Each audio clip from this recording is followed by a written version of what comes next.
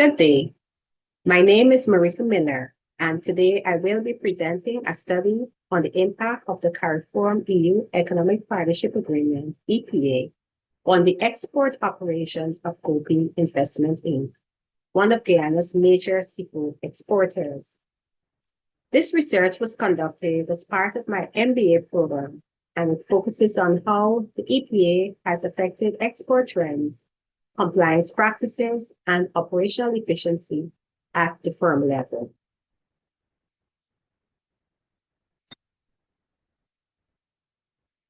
Project objectives. This project had four main objectives.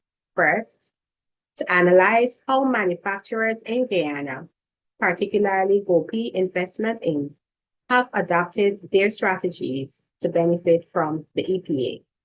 Secondly, to assess whether the EPA has led to better cost efficiency, logistics performance, and supplier diversification.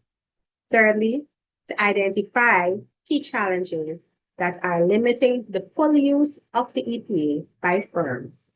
And fourth, to examine how trade facilitation measures are helping to bridge the gap between trade policy and day-to-day supply chain operations.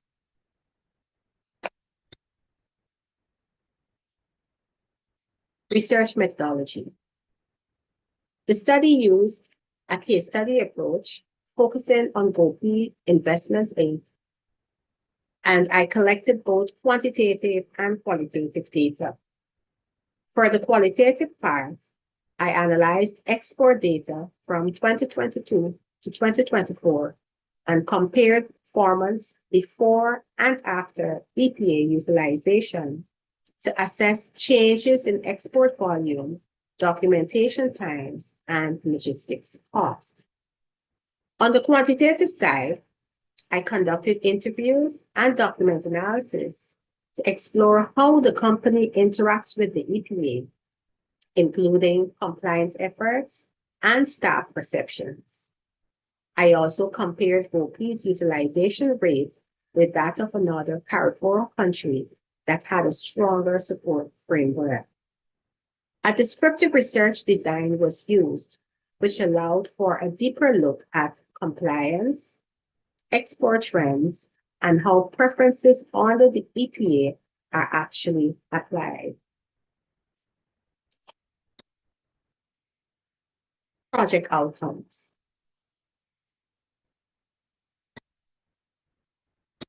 Findings, conclusion, and the recommendations.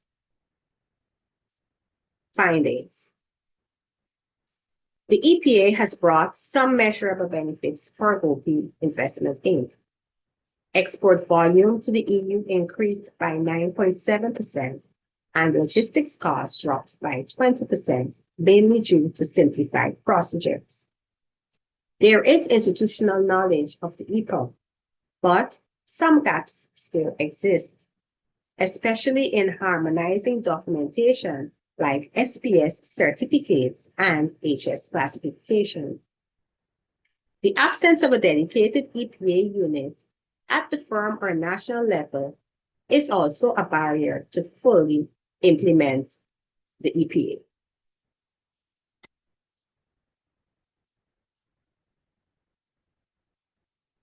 Conclusion. The EPA was a strategic trade tool that allowed for supply chain enhancements, cost reduction, and market access.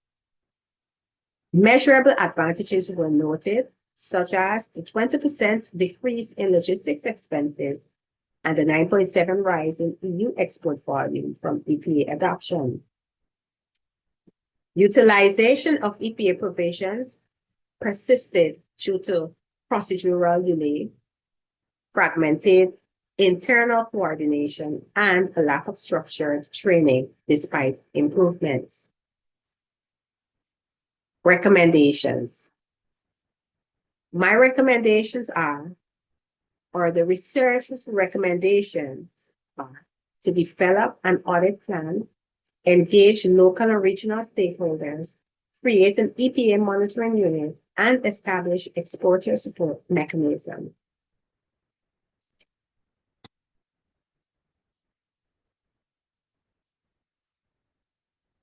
Based on these findings, they can be further elaborated on by saying, one, we can develop an internal audit, tracking, and planning system or unit to monitor EPA usage.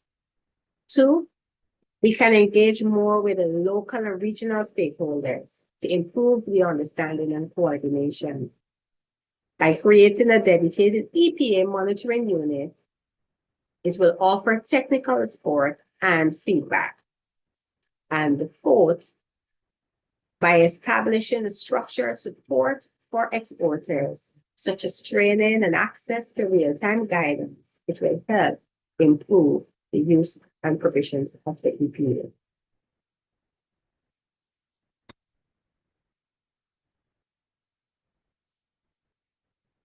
Learning aspects.